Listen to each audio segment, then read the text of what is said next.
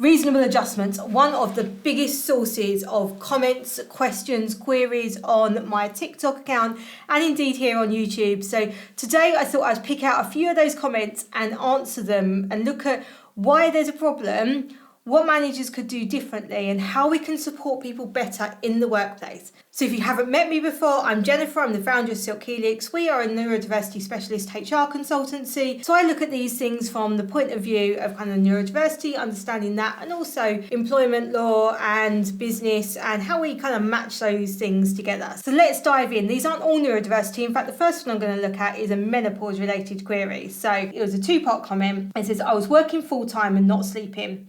My employer refused my request to reduce my hours and I was forced to quit. This was only in the last 2 weeks and I now need to look for another job. When I spoke to the main boss about this, he said that his wife worked full-time over 4 long days and never had any sleep issues. Now, the reason I think this is a menopause-related query is because it's on a menopause video on my TikTok. There's a couple of things to point out. Firstly, menopause. The symptoms experienced in menopause could be a disability as defined by the Equality Act. Now, I know many people going through and experiencing menopause wouldn't define themselves as disabled, but for the purposes of the Equality Act, what employers need to be thinking about, then yeah, this would be a disability, so we should be putting in place reasonable adjustments. And this comment here highlights a couple of the problems that we've got. One, the problem of not putting reasonable adjustments in is that we lose people from the workforce.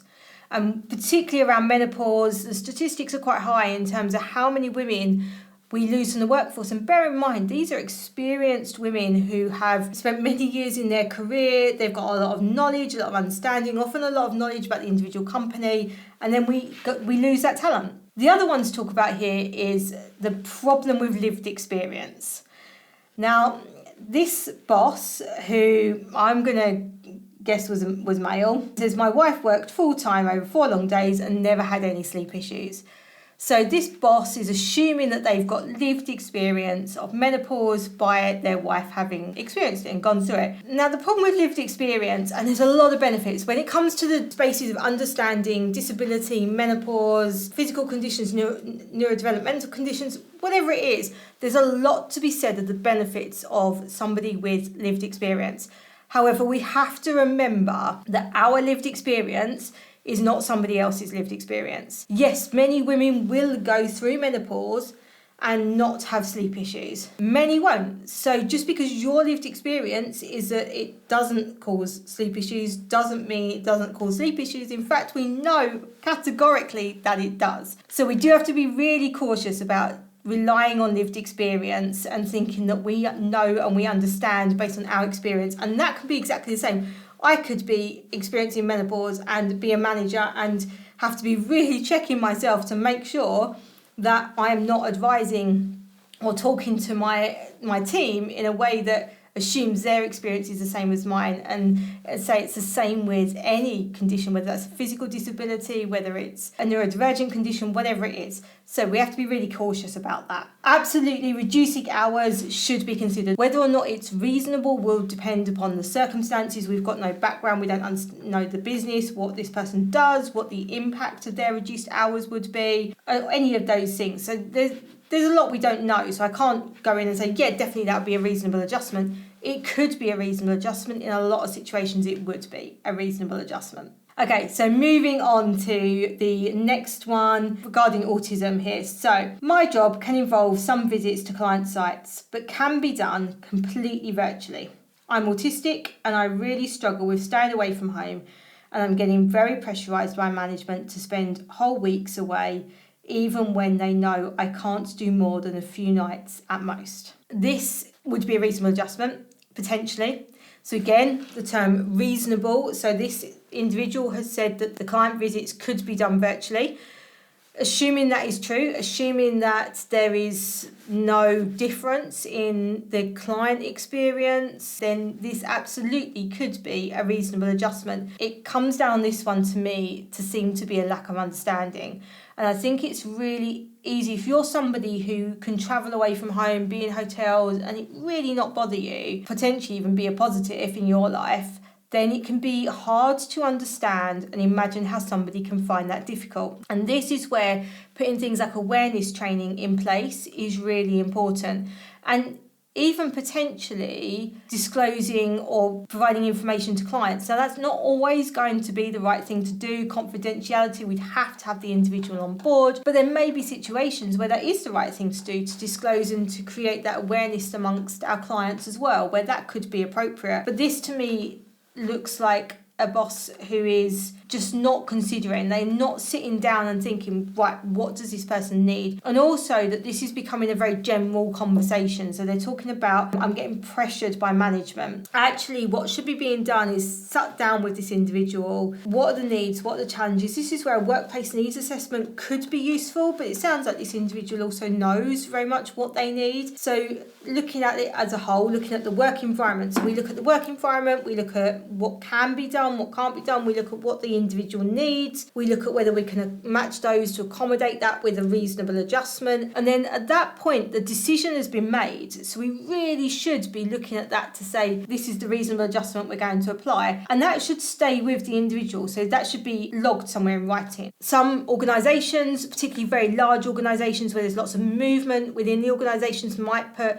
a passport in place where there's a document that represents the discussions that have been had, the adjustments somebody needs, so that when somebody gets a new manager or if they move department, they can literally hand over that document and it's all there. They're not going to keep having these conversations over and over again. And that's also really important when we're looking at reasonable adjustments, making sure that somebody's not having to have these conversations over again, that we've had the conversation, we've looked at it, we've looked at the challenges, we've looked at the environment, we've looked at the adjustments that can be made, and we've made an assessment and an outcome, a decision, and it's recorded. And that's it. We're not going back round in the circle, which can make the work environment very uncomfortable for somebody. I'm going to look at the final one that I've got here today. Now, this was on a video around supporting employees with ADHD in the work environment, so I'm going to assume that the commenter is referring to challenges related to ADHD, but may or may not be. It doesn't hugely matter. But it says in here, my manager refuses to accommodate, refuses email lists, refuses to make a training timeline. It's like talking to a brick wall. This talking to a brick wall thing is what I'm talking about in terms of having those conversations. So going back to what I just previously said about the last one, it's a really similar thing. Have the conversations. If the manager doesn't understand or is finding it difficult to understand why these things would help or doesn't think they're the right thing, get a workplace needs assessment done. Let's get somebody in to have a look thoroughly at this. Look at the experience, the environment, look at the challenges of the individual and look at adjustments that can be made. But it is absolutely reasonable that some of the adjustments that would be needed involve tweaks, adjustments to the way a manager operates, the way a manager manages, and looking at different ways we can give instructions. So lists, for example, of instructions that are written down absolutely for somebody with ADHD, dyslexia, will be a reasonable adjustment that should be being made. And it may be that there's technology in place. So we may be that if we're having a video call, for example, we can use automated technology to sort of take the notes, collate the information that can help us to do these things more efficiently. But absolutely, these things should be being discussed as part of a conversation and recorded. There's a lot of criticism on HR about putting processes in place and forms, and a lot of people feel like, oh, I've got to sort of go through this. But actually, this is where processes really do help, because they make sure somebody knows this is where I go to request reasonable adjustments.